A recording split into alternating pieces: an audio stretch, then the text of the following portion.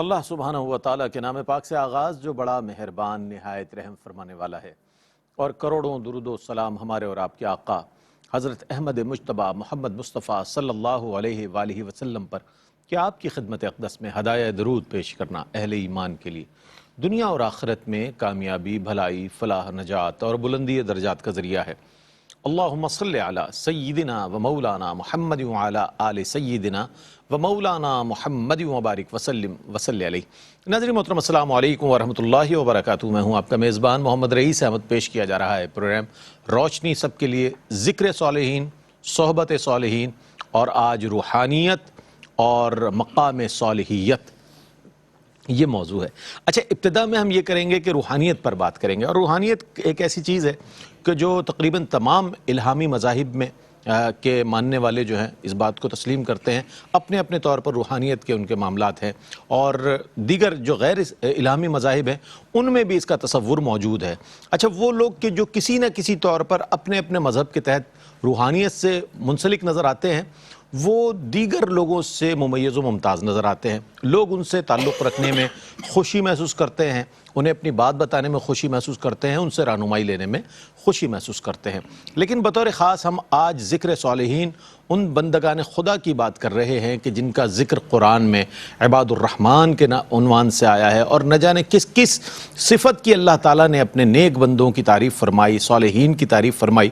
تو اس اعتبار سے ہم یہ جاننا چاہیں گے آج کہ آیا جب ایک بندہ مومن صالحیت کے درجے پر فائز ہو جاتا ہے تو روحانیت کا ایک جو اس کا سلسلہ ہے وہ کس مقام پر ہوتا ہے؟ پہلے روحانیت کے حوالے سے بات کریں گے کہ آیا روحانیت کی حقیقت کیا ہے، یہ ہے کیا چیز، اس کے حوالے سے بات کریں گے۔ پھر انشاءاللہ اس ضمن میں مزید سوالات کو شامل کریں گے تاکہ آج کا موضوع جو ہے وہ ڈسکرائب بھی ہو سکے، اور یہ جو پوری سیریز ہے ہماری الحمدللہ پیر منگل بدھ آج تیسرا دن ہے، آج کنکلوژن پیش کرنے کی کوشش کریں گے کہ آیا ہم نے ذکر صالحین کا جو موضوع رکھا اور اس سے جو متعلق سوالات شامل کیے اس سے آپ تک کتنا مواد پہنچا، اور انشاءاللہ اس کے کنکلوژن کی طرف جب علامہ صاحب بیان فرمائیں گے تو بہت کچھ آپ کو ہمیں سیکھنے کا موقع ملے گا۔ علامہ لیاقت حسین اظہری صاحب تشریف فرمائیں۔ السلام علیکم ورحمۃ اللہ وبرکاتہ۔ السلام ورحمۃ اللہ وبرکاتہ۔ اور میرے بائیں جانب علامہ مفتی خرم اقبال رحمانی صاحب تشریف فرمائیں۔ السلام علیکم ورحمۃ اللہ وبرکاتہ۔ اچھا حضرت، چونکہ ہم یہ جاننا چاہیں گے کہ آیا کس چیز کا نام ہے روحانیت جو ہے، اور پھر یہ کہ اس کی حقیقت کیا ہے، پھر اہل روحانیت کا احوال جو ہے اس کے، یہ تین سوال ہو گئے یا یکے بعد دیگر ہے، تو میں چاہوں گا سب پر کلام فرمائیے گا۔ بہت شکریہ رئیس بھائی۔ الحمدللہ الذی کفا والسلام علی عبادہ الذین اصطفیٰ۔ اعوذ باللہ من الشیطان الرجیم، بسم اللہ الرحمن الرحیم۔ یسألونک عن الروح قل الروح من امر ربی۔ کیا بات، صدق اللہ مولانا العظیم۔ دیکھیے، روحانیت جو ہے وہ روح سے بنی ہے، ایک انسان کا ظاہر ہے اور ایک انسان کا باطن ہے۔ ماشاءاللہ۔ رب تبارک و تعالیٰ نے ایک کو خلق سے تعبیر کیا ہے اور ایک کو امر سے قرآن کے اندر تعبیر کی ہے، الخلق والامر، رب تبارک و تعالیٰ نے۔ اور خاص طور پہ جب پوچھا گیا کہ روح کیا ہے تو فرمایا قل الروح من امر ربی، اللہ، فرمایا روح جو ہے تمہارے رب کا امر ہے۔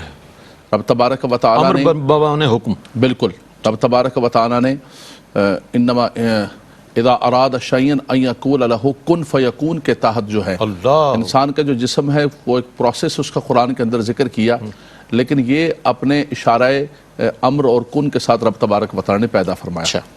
اس کی جو حقیقت ہے جس کی طرف ہم آتے ہیں، جو اصل بات ہے وہ یہ ہے کہ انسان کا ظاہر ہے، انسان کا باطن ہے۔ ظاہر انسان کی مادیت ہے، انسان کا جسم ہے۔ آپ نے دیکھا ہوگا کہ حکیم نسخے دیکھتے ہیں، ڈاکٹر چیزیں دیکھتے ہیں، کہتے ہیں جی یہ چیز کھائیں آپ کا جسم جو ہے نا مقوی ہوگا، قوی، اس کے اندر قوت پیدا ہوگی۔ لیکن صوفیاء کرام وہ آپ کی روح کو مضبوط کرتے ہیں۔ اللہ، کہ آپ کی روح کیسے قوی ہوگی، روح کی پرواز کیسے بڑھے گی، روح کی بالیدگی کیسے پیدا، اور بالیدگی تب ہوگی رئیس بھائی کہ جب روح کو پاکیزہ رکھیں گے، کیا بات، اس کے اندر کثافت پیدا نہیں ہوگی، اس پر خواہشات کا بوجھ نہیں پڑے گا۔ اور یہ امر ایسا ہے کہ یہ جو ہے وہ منصب نبوت کے امور میں سے وَيُزَكِّيهِمْ وَيُعَلِّمُهُمُ الْكِتَابَ وَالْحِكْمَةَ، بعد میں وَيُزَكِّيهِمْ پہلے، اور اسی کو اہل تصوف نے، اہل روح نے، روحانیت نے آگے اس کام کو آگے بڑھایا۔ اس منصب نبوت کے اس امر کو آگے بڑھایا کہ لوگوں کے جسم سے نہیں بلکہ ان کی روح کو پاکیزہ کرنے کی کوشش کی. تو ہم یہ کہہ سکتے ہیں روح کثیف بھی ہوتی ہے، روح لطیف بھی ہوتی ہے. بالکل روح لطیف بھی ہوتی ہے. روح لطیف جتنی زیادہ روح لطیف ہوتی جائے گی اتنا زیادہ اس کی پرواز بڑھتی جائے گی، ٹھیک، اتنا زیادہ اللہ تبارک و تعالیٰ کا قرب ہوتا جائے گا. اور اگر اس پر گناہوں کا بوجھ ہوگا، جیسے نبی کریم صلی اللہ علیہ وسلم نے فرمایا، یہ بھی ایک بحث ہے کہ نفس و روح کو بعض لوگوں نے یکساں قرار دیا ہے کہ دونوں ایک دو چیزیں ہیں. نبی کریم صلی اللہ علیہ وسلم نے فرمایا کہ انسان جب گناہ کرتا رہتا ہے تو اس کا قلب آلودہ ہو جاتا ہے، اس کا نفس آلودہ ہو جاتا ہے، اس کی روح آلودہ ہو جاتی ہے. گناہوں کا بوجھ اگر اس پر پڑتا ہے، جتنی زیادہ انسان مادیت کے قریب جاتا ہے اتنا روحانیت سے دور ہوتا ہے. ہمارے ہاں تو خیر نظام ہی بدل گیا ہے. جتنی زیادہ آپ کے پاس مادیت ہوگی، جتنی بڑی آپ کی گاڑی ہوگی، اتنی زیادہ آپ کی روحانیت کے درجات بلند و بالا ہوں گے اور اتنی زیادہ مرجع خلائق ہوں گے. لیکن جو اصل جو آپ نے قرآن و حدیث کی بات کی ہے، میں اس کی بات کر رہا ہوں. تو یہ بنیادی چیز ہے تصوف کے اعتبار سے، روحانیت کے اعتبار سے. اور یہ حضرت حسن بصری سے لے کر ہمارے تمام بزرگوں کا کردار دیکھیں آپ، انہوں نے یہی کام کیا کہ مخلوق خدا ان کے پاس جو آئی ہیں ان کو پاکیزہ کیا، ان کے من کو صاف کیا، ان کی روح کو جو ہے روح کے اندر بالیدگی پیدا کی. اس کا نتیجہ یہ نکلا کہ وہ زمین پر بیٹھ کر عرش الہی کو دیکھ رہے ہوتے. وہ زمین پر بیٹھے ہوئے، نظرت الی بلاد اللہ جمعا کخردلۃ علی حکم اتصاری. رب تبارک و تعالیٰ نے ان کے لیے سارے حجابات کو، ہر چیزوں کو ہٹا دیا. فَكُنْتُ سَمَاعُ الَّذِي يَسْمَعُ بِهِ کے درجے پر پہنچ گئے. یہ کب ہوا؟ کہ جب ان کی روح پاکیزہ بن گئی. کیا بات. تو روح کا، تصوف کا، آل روحانیت کا ایک بڑا مضبوط تعلق ہے. اسی لیے قرآن نے کہا وَنَفَخْتُ فِيهِ مِن رُوحِي، فرمایا کہ میں نے اپنی روح ان کے اندر پھونکی. اور یہ بھی یاد رکھیے گا اس میں کہ یہ جو روح ہے یہ جسم کی حیات ہے. ایک انسان کا جسم ہے، میں نے عرض کیا خلق سے تعبیر کیا، امر سے تعبیر کیا. یہ جسم کے اندر جب روح آتی ہے تو یہ گوہر اور جوہر ہے. روح نکل گئی، جسم تو موجود ہے، اتنی بڑی باڈی موجود ہے، سب کچھ موجود ہے، لیکن سب کچھ بیکار ہو گیا. پتہ چلا کہ اصل یہ ہے، اصل روح ہے. اور روح کے لیے جو ہے وہ رب تبارک و تعالیٰ نے فرمایا قُلِ الرُّوحُ مِنْ أَمْرِ رَبِّي.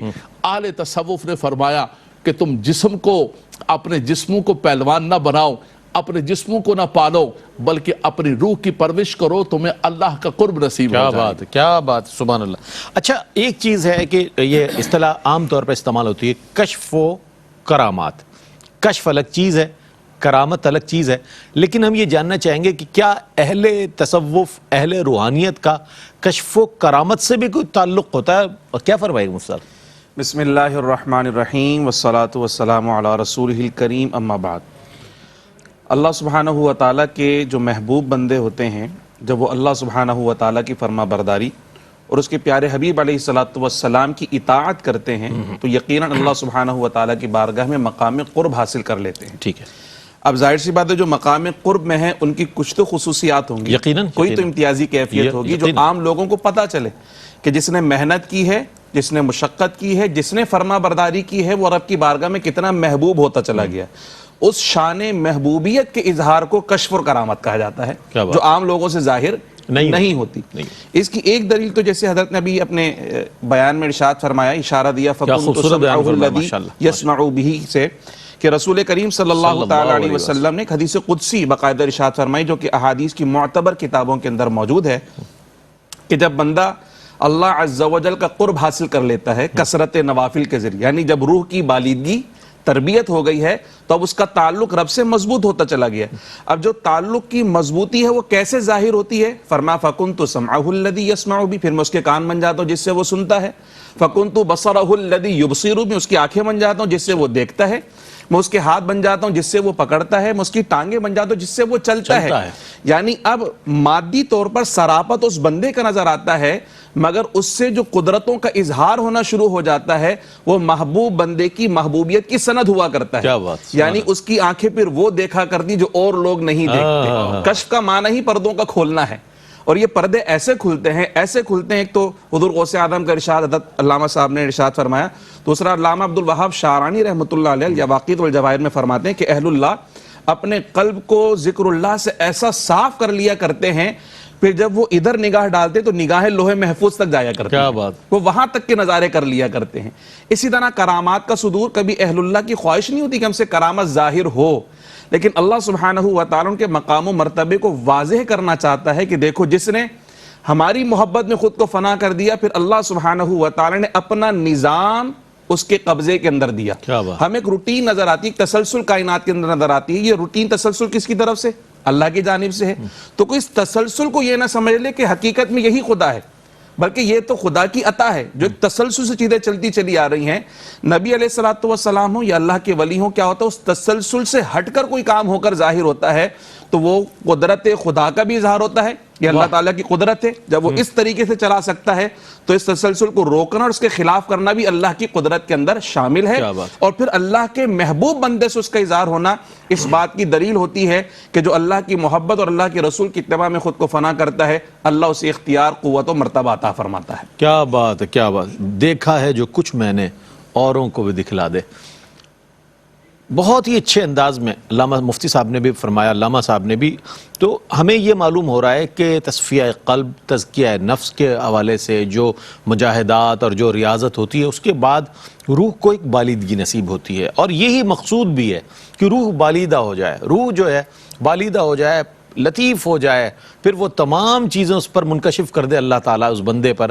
اور کی ہیں اہل اللہ اس بات کی بڑی مثال ہے ہمارے سامنے کہ جن کے مزارات آج بھی مرجع خلائق نظر آتے ہیں کہ انہوں نے اپنی ریاضتوں سے، اپنے مجاہدات سے وہ مقام حاصل کیا اور اپنی روح کو اس طرح بالیدہ کیا کہ ان پر اللہ تعالیٰ نے بہت سے حجابات اٹھا دیے۔ تو یہ مقصود بھی ہے، یہ ہر بندہ مومن سے مقصود ہے، لیکن ظاہر ہے انسان اتنی محنت نہیں کر پاتا، عام انسان تو یہ مقام بھی نہیں حاصل کر پاتا۔ ایک مختصر سا وقفہ ہے، وقفے کے بعد لوٹتے ہیں، مجھے امید ہے آپ کا اور ہمارا ساتھ رہے گا۔ ناظرین آپ کا خیر مقدم ہے۔ آج بہت ہی اہم موضوع ہمارے تسلسل کا، ایک ایسا موضوع کہ جس پر آج کنکلوژن ہوگا کہ روحانیت اور مقام صالحیت کے حوالے سے بات ہو رہی، تو اس وقت تو روحانیت پر بات ہو رہی ہے، دونوں ہمارے اسکالرز جو ہیں بہت اچھے انداز میں۔ اچھا حضرت یہ فرمائیے گا کہ اہل روحانیت کا جو ہے وہ خدا اور مخلوق خدا کے ساتھ کس طرح کا انٹریکشن ان کا ہوتا ہے، ایک جو تعلق ہے اس کے حوالے سے میں چاہتا ہوں کچھ ارشاد فرمائیے گا۔ دیکھیے سب سے بڑی جو چیز ہوتی ہے اہل تصوف اور اہل روحانیت کے یہاں، وہ مخلوق خدا کی خدمت ہوتی ہے، اور ان کا یہ مسلک ہے کہ اللہ تبارک و تعالیٰ کے فرائض انسان ادا کرتا ہے، جو اللہ تبارک و تعالیٰ کے حقوق ہیں ان کو ادا کرتا ہے، اور اس کے بعد اللہ تبارک و تعالیٰ کے بندوں کی جتنی زیادہ خدمت کرتے ہیں مخلوق خدا کی، اور جتنا زیادہ مخلوق خدا سے تعلق رکھیں گے اتنا زیادہ رب تبارک و تعالیٰ کرم فرماتا ہے۔ تو یہی وجہ ہے کہ میں نے عرض کیا کہ تمام بزرگوں کے سلاسل کے بزرگوں کو آپ دیکھ لیجئے کہ انہوں نے ہمیشہ مخلوق خدا، ان کے جو ہے آستانے ہمیشہ کھلے ہوئے تھے، جیسے بادشاہوں کے آستانوں پر دربان بیٹھے ہوتے اور ان کے لیے بڑی بڑی فصیلیں لگی ہوتی تھی، ایسا نہیں تھا۔ اہل تصوف اہل روحانیت کے دربار کھلے ہوئے ہیں، جب بھی کوئی آ جائے، اپنے آ جائیں، غیر آ جائیں، ان کو جو ہے کھانا بھی پیش کرتے اور ان کی مشکلات کو بھی حل کرتے اور ان کو پاک کر کے وہاں سے بھیجا کرتے تھے، کوئی بھی چیز ہوتی تھی، اور مقصد یہ ہوتا تھا۔ اس کی پھر اتنی مثالیں اور اتنے واقعات ہیں کہ اللہ کے بندوں کی بارگاہ کے اندر کوئی کافر آیا تو اس کو ایمان کی دولت مل گئی، اس کو فجور والا آیا تو اس کو پاک صاف کر کے اور ولایت عطا کر کے انہیں روانہ فرما دیا، خلافت عطا کر کے روانہ کر دیا۔ تو بنیادی ان کا کام ہی مخلوق خدا کی خدمت ہوتا تھا۔ حضرت خواجہ خواجہ غریب نواز رحمۃ اللہ تعالیٰ کی زندگی، حضور داتا ریجوری رحمۃ اللہ تعالیٰ کی زندگی، اور یہ آپ یہ سمجھے کہ تصوف کی معراج ہے۔ ایک حدیث پاک مجھے یاد آئی، نبی کریم صلی اللہ علیہ وسلم نے ایک ذکر فرمایا، میدان محشر کا ایک منظر کھینچا۔ حضور صلی اللہ علیہ وسلم نے فرمایا کہ میدان محشر کے اندر کچھ لوگ ایسے آئیں گے کہ ان کے چہرے نور کے ہوں گے، ان وجوہہم لنور انہم علی منابر نور، وہ نور کے ممبروں پر بیٹھے ہوں گے، لیکن ما ہم بانبیاء ولا شہداء یغبطہم الانبیاء والشہداء بمکانہم من اللہ تعالی۔ نہ تو وہ انبیاء میں سے ہوں گے نہ شہداء میں سے ہوں گے، لیکن انبیاء و شہداء بھی ان کی تحسین کر رہے ہوں گے، غبطہ فرما رہے ہوں گے کہ کیا درجہ اللہ نے عطا فرمایا۔ تو صحابہ کرام کے دل کے اندر تمنا پیدا ہوئی کہ تخبرنا یا رسول اللہ ما ہم، وہ کون لوگ ہیں، ان کا کیا وصف ہے۔ تو اللہ کے نبی صلی اللہ علیہ وسلم نے ان کا جو وصف بیان فرمایا، یقیناً وہ ساری عبادات، فرائض، تمام چیزیں، فرمایا ہم قوم تحابوا بروح اللہ من غیر ارحامہم ولا اموالہم، فرمایا وہ ایک ایسی قوم ہے کہ جو اللہ کی مخلوق سے اللہ کے لیے محبت کرتی ہائے ہے. ہائے. یہ جو آپ نے پوچھا نا کہ کیا تعلق، یہ جواب ہے اس کا. یہ جواب. فرمایا وہ اللہ کی مخلوق سے اللہ کے لیے. میں نے عرض کیا تھا کہ روحانیت کے اندر یہ ہوتا ہے کہ انسان کے اندر خلوص ہی خلوص ہوتا ہے، للہیت ہوتی ہے، اور مادیت اس کا مقابل ہوتی ہے. فرمایا وہ نہ تو کسی مالی لین دین کی وجہ سے، نہ کسی چندے نذرانی کی وجہ سے، نہ کسی شکرانی کی وجہ سے، نہ کسی اور وجہ سے، بلکہ خال من غیر ارحامہم ولا اموالہم. نہ تو کہ بلڈ ریلیشن ہے ان کے ساتھ خونی رشتہ ہے، نہ کوئی مالی لین دین ہے کہ ہمارے پاس آئے ہو تو کیا لے کر آئے ہو، جاؤ گے تو کیا دے کے جاؤ گے. کوئی یہ فلسفہ نہیں، صرف یہی ہے کہ کچھ بھی نہیں، سود و زیاں کا کچھ بھی نہیں ہے. صرف یہ ہے کہ یہ اللہ تبارک و تعالیٰ کی مخلوق ہے، یہ ہمارے پاس آئی ہے، اس مخلوق کو ہم نے پاک کرنا ہے، ستھرا کرنا ہے، اور اللہ کی بارگاہ کے اندر ملا دینا ہے. اذا رؤوا ذکر اللہ، وہ آ کر بیٹھتے تھے تو فرمایا اللہ تبارک و تعالیٰ کا ذکر ان کے زبانوں پر جاری و ساری ہو جاتا. تو فرمایا کہ اللہ نے ان کو میدان محشر کے اندر یہ درجہ عطا فرمایا. تو حضور نے خاص طور پر فرمایا یہ مخلوق خدا سے محبت کرنے کی وجہ سے. الحب للہ والبغض فی اللہ، یہ سب سے بنیادی چیز ہے رئیس بھائی. اور ہم چونکہ اہل تصوف ہیں، سلسلے والے لوگ ہیں، الحمدللہ صوفیاء کرام ہیں، الحمدللہ، لیکن یہ ہے کہ آج وہ چیز چلی گئی ہے. آج وہ سارے کا سارا نظام جو ہے وہ سارے کا سارا راہبری کے لباس کے اندر راہزن ہیں. ان کا کام وہ ختم ہو گیا جس کام کے لیے وہ ہوا کرتے تھے. وہ خانقاہیں، وہ آستانے، وہ سارے کے سارے. وہ ڈاکٹر علامہ اقبال نے کہا نا لباس خضر میں یہاں ہزاروں راہزن پھرتے. فرمایا جن کا کام راہبری کرنا تھا اور مخلوق خدا کو اللہ کی بارگاہ میں لے کے جانا تھا، انہوں نے راہبری چھوڑ کر اس لباس راہبری کے اندر، لباس خضری کے اندر وہ راہزنی پر لگ گئے ہیں. ان کی تسخیر قلوب کے بجائے تسخیر جیوب کی طرف ان کا کام بڑھ گیا ہے کہ کیسے مسخر کیا جائے جیوب کو. تو فرمایا کہ وہ سارے کا سارا نظام مٹ چکا ہے. اصل روحانیت یہ تھی کہ اللہ کی مخلوق سے محبت کرو. اور پھر خاص طور پر فرمایا کہ یہ تو دکانیں عطار کی طرح ہیں، ان کے پاس آؤ گے کبھی لوس نہیں ہوگا. اللہ تبارک و تعالیٰ تمہیں برکت ہی برکت عطا فرمائے. زاغوں کے تصرف میں عقابوں کے نشے من. ایسا ہی ہے کچھ. اور بسا اوقات تو ایسا لگتا ہے کہ ایسی ہوا چل پڑی ہے جیسے کوئی تکفیری ہوا چل پڑی ہے. لیکن اہل اللہ کا دیکھیں معاملہ کیا ہے. ایسا معاملہ ہے کہ انہوں نے غیر مسلموں کو بھی اپنے دستر پر کھانا کھلایا. اچھا ان کی جب جسمانی پیاس اور بھوک ختم ہو گئی تو پھر انہیں روحانی طور پر اس انداز میں تعلیمات ارشاد فرمائی کہ وہ داخل اسلام ہوئے. نہ صرف وہ داخل اسلام ہوئے بلکہ اسلام کی وہ خدمات انجام دی کہ جو تاریخ میں موجود نظر آتی ہے. تو اہل اللہ نے بڑی محبت کے ساتھ لوگوں کو یکجا کیا. ایسے تو نہیں حضرت خواجہ معین الدین چشتی اجمیری رحمۃ اللہ تعالیٰ علیہ نے 90 لاکھ مسلمان کیے. یہ محبتوں کا ایک طریقہ کار ہے جو اہل اللہ نے اپنایا. اللہ کرے کہ آج ہمارے ہاں بھی وہ فضا پیدا ہو جائے کہ ہم غیروں کو بھی اپنا بنا لیں اور اپنوں کے ساتھ بھی ہمارا وہ اخلاص دوبارہ سے نظر آئے. اچھا ایک چیز اور بھی ہم جاننا چاہیں گے، مفتی صاحب کیا فرمائے گا اس حوالے سے کہ صالحین اپنی ذات میں تو صالح ہیں، بڑے مرتبے ہیں، روحانی طور پر بڑے لطائف انہیں حاصل ہیں، بڑا مقام ہے معاشرے میں بھی. تو کیا صالحین کے اثرات معاشرے پر، سوسائٹی پر، اور برکتیں ان کی ہوتی ہیں کسی معاشرے یا سوسائٹی پر؟ کیا فرمائے گا اس حوالے سے؟ رئیس بھائی بالکل ایسا ہی ہے. اور اس کو سمجھنے کے لیے یہ جو پریکٹیکل لائف کی اگزامپل ہمارے سامنے موجود ہے کہ اگر کوئی اپنے بچے کو بڑھئی بنانا چاہتا ہے تو کسی بڑھئی کے ساتھ منسلک کر دیتا ہے. اگر کوئی اپنے بچے کو میکینک بنانا چاہتا ہے تو کسی بڑے میکینک کے ساتھ اس کو منسلک کر دیتا ہے کہ کچھ عرصہ اس کی صحبت میں گزارے گا تو یہ بھی میکینک بن جائے گا، کچھ عرصہ اس کی صحبت میں گزارے گا تو یہ بھی بڑھئی بن جائے گا. یہ ایک انفارمل طریقہ ہے کسب کرنے کا، سیکھنے کا، کچھ حاصل کرنے کا. فارمل طریقہ تعلیم و تربیت کا یعنی ایک سلیبس پڑھا دیا جائے، کریکولم پڑھا دیا جائے. لیکن کریکولم اور سلیبس پڑھانے کا ہرگز مقصد یہ نہیں کہ صلاحیتیں بھی پیدا ہو جائیں گی. ہاں کتاب تو پڑھ لیا جائے گا، نصاب کی تکمیل ہو جائے گی، لیکن تربیت کب ہوتی ہے؟ تربیت اور تکمیل ہوتی ہے صحبت میں بیٹھ کر. جب تک صحبت نصیب نہ ہو تکمیل اور تربیت نہیں ہو سکتی. رسول اللہ صلی اللہ تعالی علیہ وسلم کی صحبت سے ہی ہمیں اس فیضان کا پتہ چلتا ہے کہ ان کی صحبت تو ایسی با کمال ہے کہ ان کی صحبت حاصل کرنے والے کو صحابی ہی کہا جانے لگا. صحابی ہے کون؟ جس نے صحبت اٹھائی وہی تو صحابی بنا. تو صحبت سے صحابی بنا کرتے ہیں. اور پھر صحابہ کرام نے بھی صحبت کے فیضان سے حضور علیہ الصلوۃ والسلام کی سنت کو عام کیا ہے. یہی اللہ والوں کا طریقہ رہا کہ انہوں نے براہ راست خطبے اور وعظ نہیں ارشاد فرمائے بلکہ اپنے کردار کے اجالے سے، اپنے کردار کی روشنی سے دوسروں کو منور کرنا شروع کر کیا دیا. بات ہے، سبحان جیسے بھی آپ نے ارشاد فرمایا نا، بالکل حضور علیہ الصلوۃ والسلام کی حدیث مبارکہ ہے بخاری شریف کی.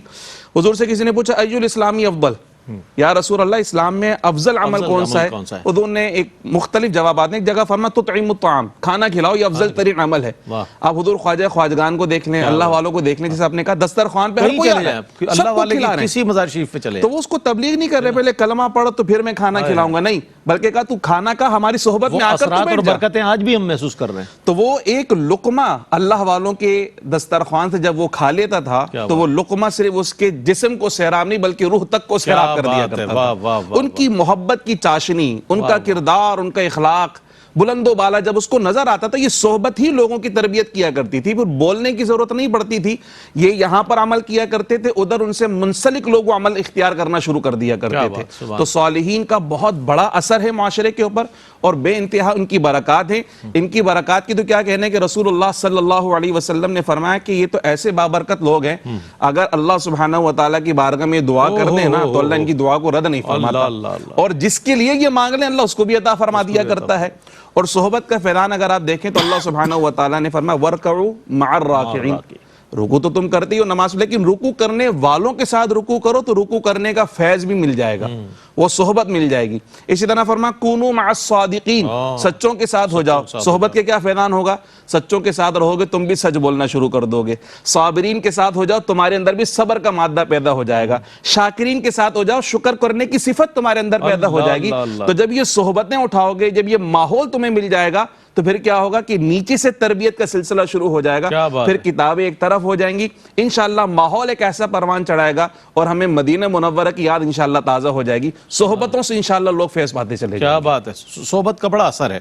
اور ہم نے یہ بھی کل عرض کیا کہ اچھی صحبت جو ہے انسان کو اچھا بنا دیتی ہے، بری صحبت انسان کو برا بنا دیتی ہے. یہ اپنی جگہ ایک بات اٹل ہے اور اس حوالے سے ہمیں بہت زیادہ بیداری کا ثبوت دینا چاہیے. آج ہمارے ہاں مختلف قسم کی گیدرنگز ہوتی ہیں، اس میں اس بات کو پیش نظر نہیں رکھا جاتا عام طور پر، جبکہ یہ بات ہونی چاہیے کہ اگر کسی عالم کی صحبت میں بیٹھیں گے اور کسی اللہ والے کی صحبت میں بیٹھیں گے تو یقیناً وہاں سے ایسی چیز آپ لے کے اٹھیں گے کہ جو آپ کی ذات میں، آپ کے کردار میں تبدیلی کا باعث بنے گی. اچھا حضرت یہ فرمائیے گا، اس حوالے سے بھی بڑے سوالات آتے ہیں کہ اہل تصوف ہوں یا صالحین ہوں، ان کی یہ تمام جو خصوصیات ہیں، فیوز و برکات ہیں، وہ تمام یہ چیزیں کیا جینیٹیکلی منتقل ہوتی ہیں موروثی طور پر، ایسا ہے، یا پھر یہ ہر شخص کو اپنے تئیں محنت کر کے وہ مقام حاصل کرنا ہے؟ دیکھیں یہ عصر حاضر کے تناظر میں بہت اہم سوال ہے اور میرے موضوع کا بھی بہت اہم سوال ہے. ایک مختصر سا وقفہ ہے، وقفے کے بعد لوٹتے ہیں. مجھے امید ہے آپ کو اور ہمارا ساتھ رہے گا. جناب آپ کا خیر مقدم ہے. بہت ہی اہم سوال آج کے اس موضوع کا میں نے علامہ صاحب کی خدمت پیش کیا. علامہ صاحب نے خوبصورت تبسم کے ساتھ میری طرف دیکھا لیکن وقفہ حائل ہو گیا تھا. وقفے کے بعد پھر لوٹتے ہیں اور وہی سوال. علامہ صاحب کیا فرمائیے گا؟ میں نے رئیس بھائی آپ کو پنجابی میں کہا تھا کہ سارے اوکھے سوال سڑے کو پوچھنے نے. آپ تو ماشاءاللہ حق بات بیان فرماتے ہیں. اور ہمارے مفتی عامر صاحب اللہ تعالیٰ جزائے خیر عطا فرمائے، ہمارے کنٹینٹ ڈائریکٹر بھی ہیں، ہمارے ساتھی بھی ہیں، لیکن بہت خوبصورت یہ سیریز جو بہت اچھی، بہت اور معاشرتی چیزیں لے کر آئیں خاص طور پر. دیکھیں سوال آپ نے پوچھا تھا کہ فیوز و برکات جو ہے جینیٹیکلی منتقل ہوتے ہیں موروثی طور پر. جی دیکھیں ایسا نہیں ہے. کوئی بھی چیز ہے اس کے لیے، جیسے علامہ صاحب نے بہت خوبصورت مثال دی ہے کہ پہلے آپ کو ایک پروسیس سے گزرنا پڑے گا. کوئی بھی کسی بھی شخص کا والد اگر وکیل ہو تو آٹومیٹکلی وہ صبح اٹھ کر وکیل نہیں بن جاتا، اس کو پڑھنے جانا پڑے گا. کوئی MBBS ہے اس کو پڑھنا پڑے گا. کوئی عالم دین کا بیٹا ہے تو ایسا نہیں ہوگا کہ وہ اٹھے اور کہے جی میں علامہ کا بیٹا ہوں، پدرمن سلطان بود میرا باپ بھی عالم تھا میں بھی عالم ہو گیا ہوں. ایسا نہیں ہو سکتا ہے. ہر چیز کے لیے، دین کو دیکھیں، دنیا کو دیکھیں، ہر چیز کے لیے آپ کو سب سے پہلے سیکھنا ہوگا، سب سے پہلے پڑھنا ہوگا. اور سب سے بڑی بات یہ ہے رئیس بھائی کہ بادشاہت کا نظام، جو ملوکیت کا نظام ہے، اس ملوکیت کے اندر یہ سمجھا جاتا ہے کہ کوئی صلاحیت ہو نہ ہو بادشاہ کا بیٹا بادشاہ ہے. لیکن اسلام نے ایک میرٹ اور معیار کو رکھا. آپ دیکھیں سیدنا صدیق اکبر رضی اللہ تعالیٰ عنہ کا بیٹا خلیفہ نہیں بنا. سیدنا عمر فاروق کا بیٹا نام کسی نے پیش کیا، آپ ناراض ہوئے. فرمایا تم نے ایسا نام کیوں پیش کیا میرے سامنے؟ فرمایا ہمارے ہاں اسلام کے اندر میرٹ ہے اور ہمارے اندر شرائعیت کا نظام ہے. اس کے بعد مولا کائنات بنے. مولا کائنات کائنات کے صاحبزادے حضرت امام حسن بنے تو میرٹ پر بنے, حضرت امام حسن مجتبی میرٹ پر بنے, صرف شہزادے ہونے کی بنیاد پر نہیں بنے, میرٹ پر اور معیار پر آپ بنے.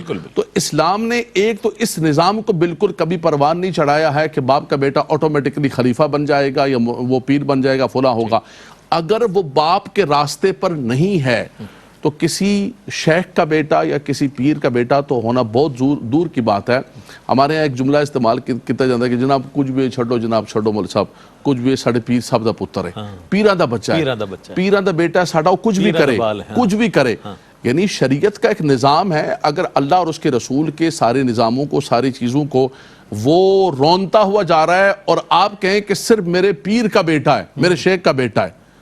رئیس بھائی سوال پوچھ لیا آپ نے تو جواب دینا مجھ پر واجب ہو گیا. بالکل ضرور. میں تو قرآن نے کہا کہ پیر زادہ تو بہت دور کی بات ہے, نبی زادہ بھی کیوں نہ ہو. یا نوح انہو لیس من اہلک انہو عمل غیر صالح, یہ قرآن کا فیصلہ ہے.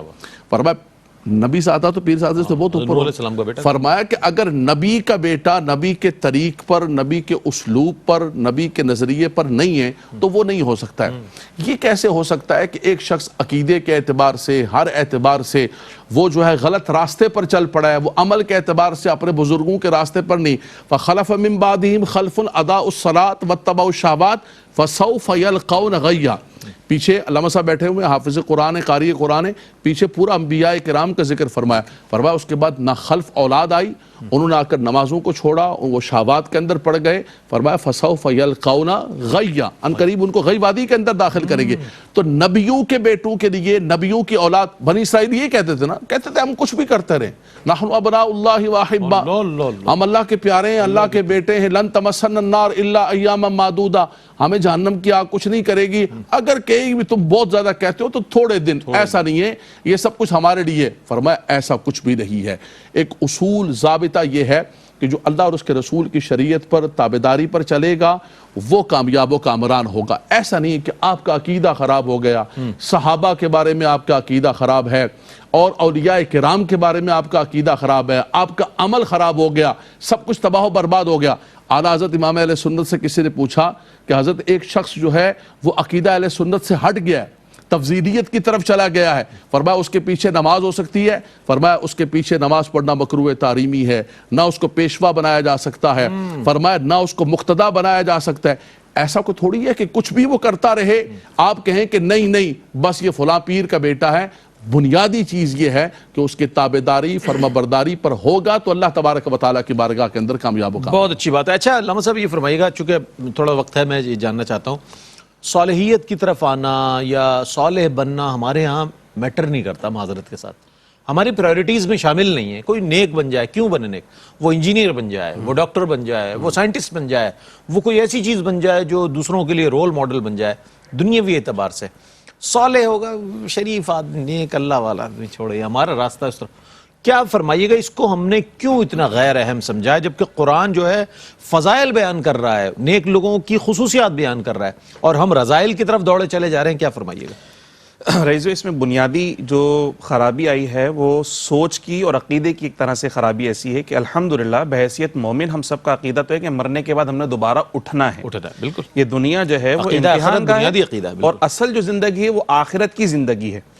تو زبانی طور پر تو الحمدللہ سبھی اس بات کا اقرار کر رہے ہیں, لیکن عملاً یہاں پر ہمارا ذرا عمل ہمیں کمزور نظر آتا ہے. عملی طور پہ ساری کی ساری آسائشیں دنیا کے اندر ہمیں چاہیے, اسی وجہ سے ہم نے آخرت کی کامیابی کے بارے میں سوچنا چھوڑ دیا.